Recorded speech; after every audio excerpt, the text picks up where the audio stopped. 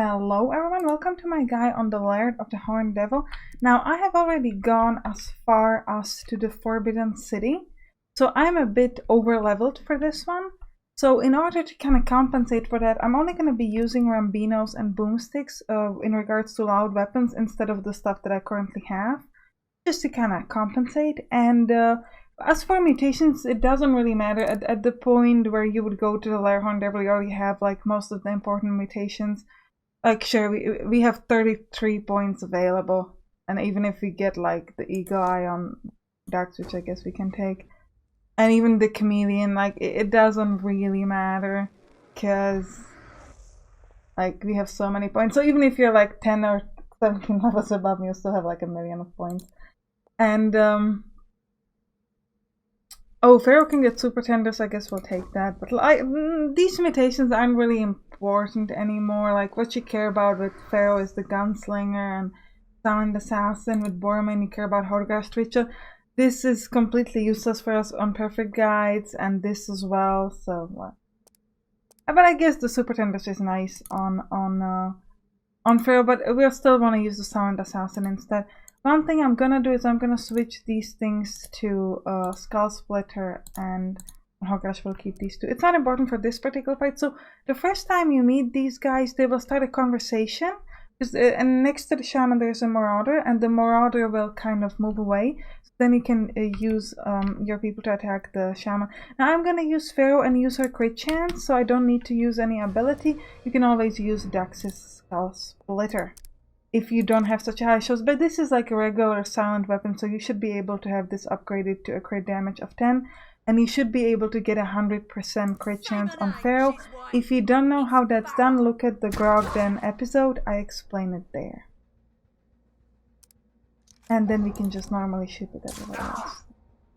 And in the conversation, they will tell you that they have a Metal Man, which is pretty interesting piece of information, so we will be fighting a big Metal Man apparently. Come back here. So we'll just follow our people. The Marauder has 14 HP, so you can just kill him very simply with 2 of your people. No need to worry about it. Why do I point it out? Like, why do I say that he's 14 HP? Well, there's gonna be another Marauder that has a bit more HP, so you want to really look at the HP, not just the name. Because Marauders, usually you can kill them with 2 people, but there's gonna be one that you actually need 3 people for, so just be careful about that.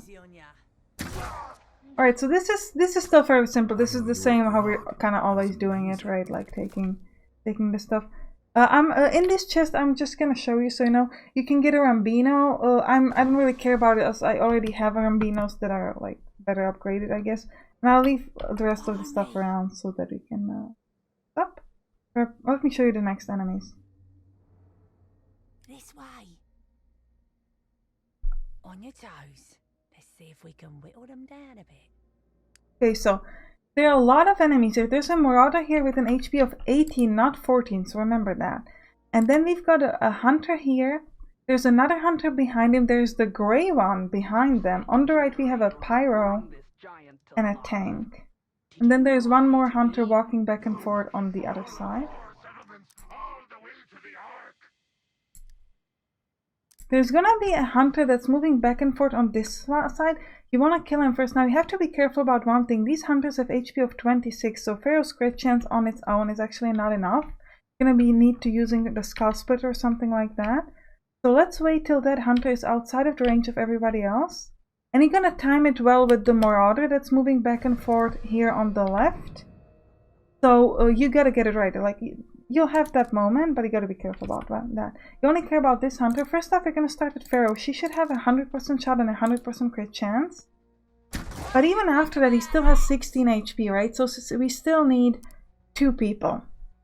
So 2 people is not enough, so we still need something extra. So what we're gonna be doing is we're gonna be using Dax's Skull Splitter on him. But for that, I'm gonna move Dax closer to about there. And I'll be using the Skull Splitter. Nice. And then Borman can just finish him off, which is... And stay down. Oh man, okay. That was my shot. Now next up, you could of course kill the Marauders, but I think what we're gonna try to do instead is actually kill another enemy with Hogrash, so that then when we fight the Marauders, we can actually we can recover some of our abilities. So let me prep for the next enemy. First of all, when you pick the next person, I'm going to switch Dax for Selma. And I'm going to give her the Mimir Needle Pistol. Now the next person we're going to be fighting is actually the Grey One. Now why is that? Why are we fighting the Grey One? It's a weird choice, right? Well, the reason for that is you want to be using Hog Rush to fight the next person because you want to revive your abilities when you're going to be fighting the Marauders, which you can kill with 3 of your silent people. So the ordering here is important, and you cannot, those 2 hunters that are here, you cannot Hog Rush them because, okay, I haven't tried it, but from my experience in the previous areas, if you're gonna Hog Rush one of them, it's most likely too close to the area of the other one because they're standing just outside the edge, so the Hog Rushing will most likely alert the other one. So you want to be using things like Skull Splitter when you're going to be killing them. So, but the Chief Grey One, we can actually Hog Rush her no problem. So what we're going to be doing here is using Chief Borman. Now you might be thinking, well, she has 38 HP and 4 armor. That's a lot. How am I still going to be able to kill her? Well, that's why we have Selma and Pharaoh, because both of these girls, when they're on a high ground, Pharaoh's going to have a 100% crit chance because she's hidden, and Selma's going to have a high crit chance because she's on a high ground and hidden as well. So with the girls, we're going to be able to do quite a bit more damage. You have to do this silently because of the other enemies, but that's okay. And I'm going to be using Run and Gun on Borman because I want to make sure that I can get like an extra shot. So with Pharaoh, we're gonna have a 100% shot and a 100% crit chance. So we can actually do damage of, of 6. I forgot about the knockback. And with Selma, we have a 90% chance of a crit chance, which is huge again, so we're gonna do that. So we can do, so with the girls, we can do damage of 11, and with together, and with Borman we can do damage of 3, right? So that's Borman. Let me go to Borman. Borman, we can do damage of 3. So that's essentially 14 per turn. And she only has an HP of 21, so we can easily kill it in the 2 turns that we need. So let's do it. So you don't want to fight the Mimir just yet. We'll fight him eventually, obviously, but oh, why does Pharaoh no longer get such a good crit chance? Oh, it's because because she's no longer hidden, I guess. It's okay, you can kill them anyway because Selma's crit chance is good enough.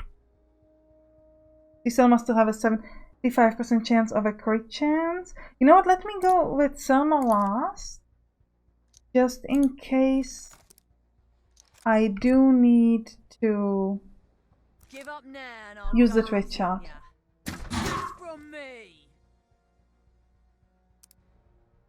Forming can do damage of 3. No, not Selma. Reload, please.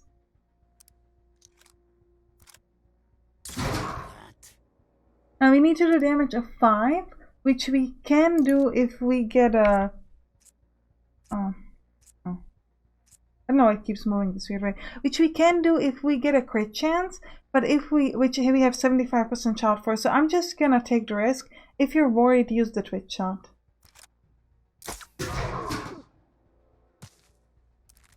Okay? So we killed the grey one, so we're gonna keep moving.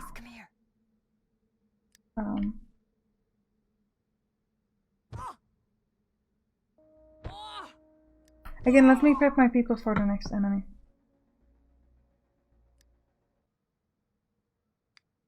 Okay, next up we're gonna be fighting these 2 hunters. So you gotta pick one of them. I'm gonna pick this one that's closer to me. It doesn't really matter which one. You would like Pharaoh to be at a good position, like preferably hidden. Everybody else is kind of irrelevant. And I'm gonna wait for the other hunter to move away, and then we're gonna be using a Selma's twitch shot. to kill him. If you don't have the twitch shot, kill this marauder on the right first, and then use the twitch shot. And then you should be able to use Borman's twitch shot. Actually, right, yeah. Okay, so for the, one more time. For those of you who needed to use Selma's twitch shot for the grey one, you can just use a Borman's twitch shot right now. I'm gonna use Selma's because I... Okay, and then you're just gonna finish him off with Pharaoh if you get a good chance, which you will. Okay, so you can kill him with the twitch shot. The next one, now at this point, if you had to use Selma's twitch shot, and now you had to use Borman's twitch shot, you have no way to kill this other hunter, right? You need still some of your abilities. Then you're gonna move to here, and you're gonna kill these marauders. Okay, so the next enemy I'm going to be fighting in this is this hunter. I am going to be using Pharaoh because I do like that crit chance that she gets from shooting from hidden. And then I have Borman's twitch shot. Like I said, you might have Selma's twitch shot, doesn't really matter. Just use whichever twitch shot you have. You could also use Dax's Skull Splitter here if you'd like. We'll go with the twitch shot. So, Borman, we're gonna move him closer because he has a bad shot from there to here. Then he's gonna be using his twitch shot to hurt. Go. What you got? Come on. And then Selma will just finish him off.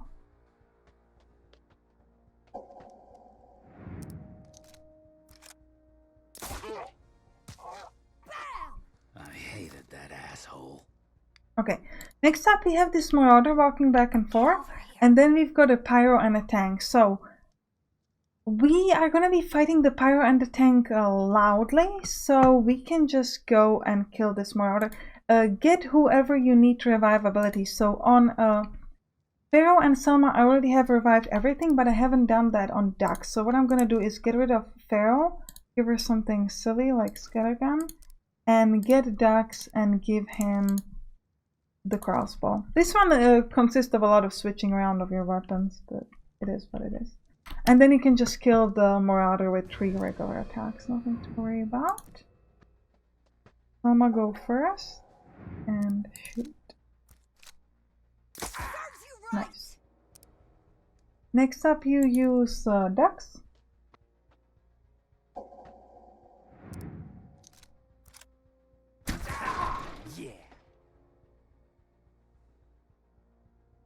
And we'll finish him off with Borman.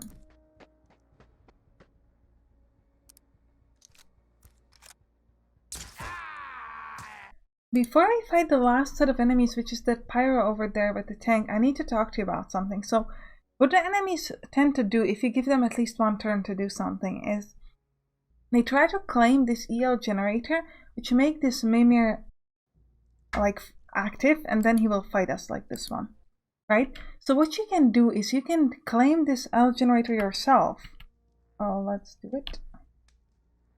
And that means they are now unable to do that, and he will never become your enemy.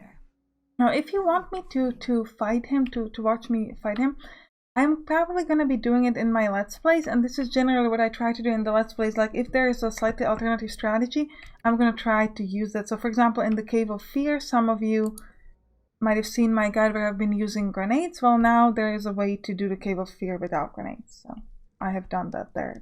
I'm going to show you.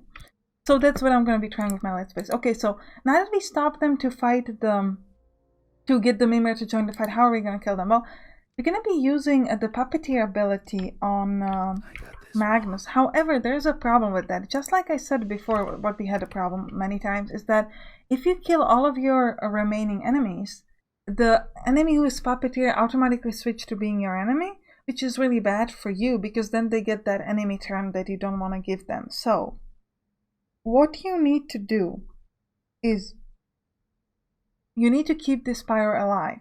Well, that's a second problem because if I'm keeping the Pyro alive, the Pyro can shoot Molotovs at me, which is a problem because I am not immune against fire, right? And even if I get a good cover, Molotovs are just like grenades that can fall to anywhere, so there's no way you cannot get a cover against Molotov. You could go to Iridia's shop and buy armors against fire, but I'm not going to be doing that. So what are we going to do? How are we going to fix this? Well, like I said, puppeteering the tank is not great for us, so we're going to use the other option. We're going to puppeteer the pyro instead. So what I'm going to be doing first is I'm going to be taking Magnus instead of Ducks. And I promised you that I will not be using the completely best weapons because you might not have them yet. So Magnus will be using Grambino, Borman will be using a boomstick, and Sama will be using the Elysium. You should be able to have the Elysium by now. I think you got it like long ago. Definitely before the Spear of Heaven. And you'll probably want to do this around the time you're doing Spear of Heaven.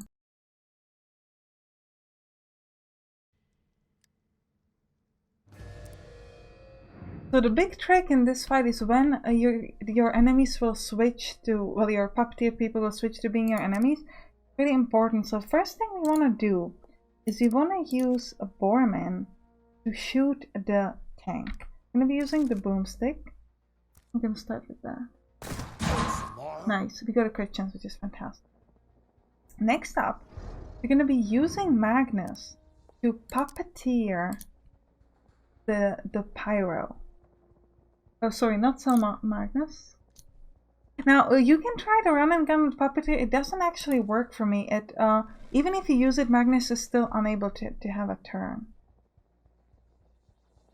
What we're going to be doing now is we're going to be moving the pyro to about here so that he's like right in front of the tank so that the tank hunts him. Because why are we doing that? Well, not necessarily because we care about the damage on the pyro, but because the main problem in this fight really is when will the pyro become your enemy. So we would like the tank to actually hog rush him, because that will allow me to have to relax and to be able to kill the tank easily without worrying about the fact that the pyro will then switch to your enemy. So that's why we're kind of placing him the closest, so that the tank does exactly this.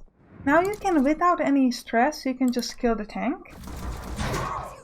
So we didn't actually even need a Borman Stone Skin, but yeah, sometimes it's a good idea. Okay. We kill the tank. Now at this point the pyro becomes your enemy. So even though we haven't used Borman, we can now use Borman to actually kill the pyro. And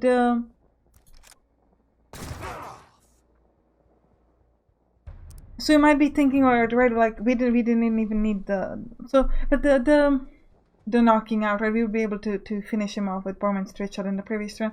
But the thing is, there are a lot of you need the tank to hog rush the pyro, because otherwise you can have a lot of trouble with the fact that the pyro will switch too soon, then you don't have enough shots because you use too many people or stuff like that.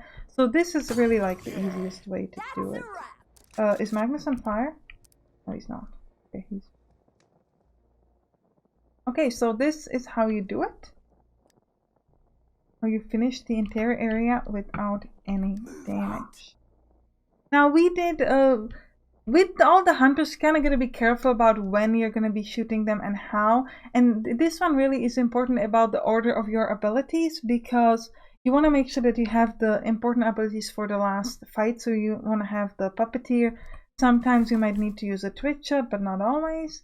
And you definitely want to take away this this artifact here so they cannot use the Mimir at you. Like I said, if you want to see me fight the Mimir, watch my Let's Play once I get to it this episode, and generally in the Let's Plays we'll try to do alternative strategies. So I hope you enjoyed this episode. If you did, write down in the comments, and right before we go, I'll show you what's in the chest, because I'm curious myself. Ghoul armor. Okay, I hope you enjoyed this episode. If you did, write it down in the comments, and I'll see you in the next area. Bye bye!